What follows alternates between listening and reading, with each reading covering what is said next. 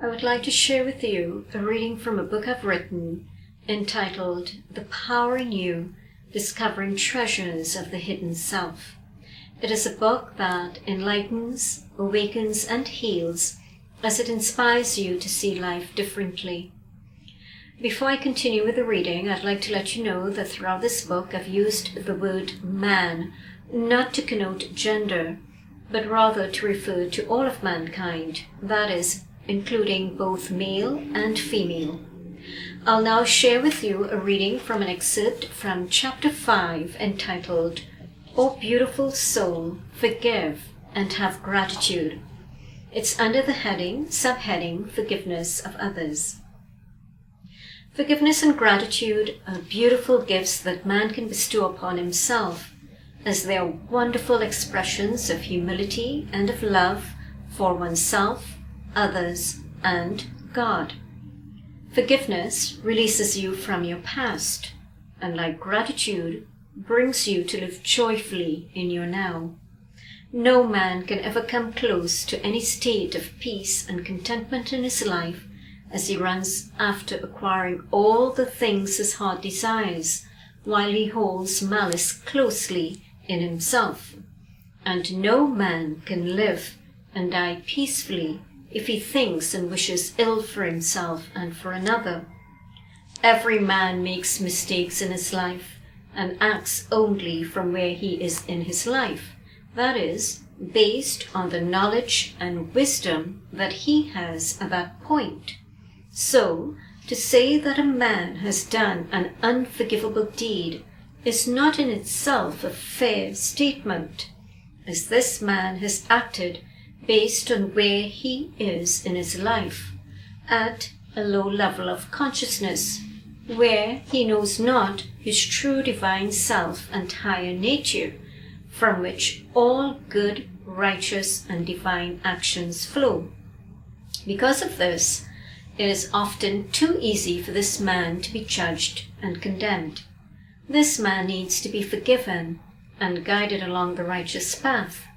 If, however, that man knows better and continues to act without remorse or take corrective action, then that man has certainly done an unjust deed, and his darkness within is the highest price that he pays.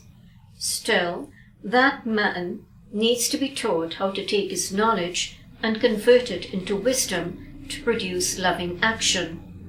And what is more important is how you, the afflicted, choose to act or react. When you are the victim of an unjust deed done to you by your brother, your ego sits in glory in the judge's chamber of life, all too ready to sentence your brother to the punishment of your anger, hate, and resentment. No explanation can he offer that would make you change your mind, for you are hurt, and all that you can see is what you feel for now. But little do you realize that the one you hurt the most with your sentencing of anger, hate, and resentment is you. Immediately upon sentencing, your ego rejoices and falsely makes you feel good inside, because now you have nothing to do with your brother, believing that he feels your wrath and that he suffers inside because of your separation, both physically and in the spirit. As time goes by and you harbor such darkness in your heart, it grows darker and darker.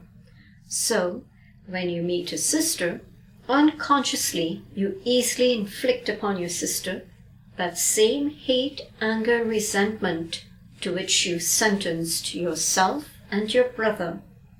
How could you do otherwise when love and forgiveness cannot enter your heart, blocked out by the pain caused by your ego, and as such you had not this to share with your sister?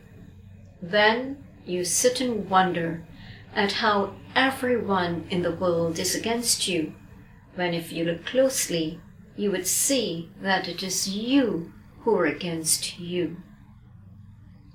I invite you to visit my website, sandrarajpaul.com, and please go to the contact page after reading my book and drop me a few lines to let me know how this book and its messages have touched your life and transformed you in any way at all. I look forward to hearing from you. Okay.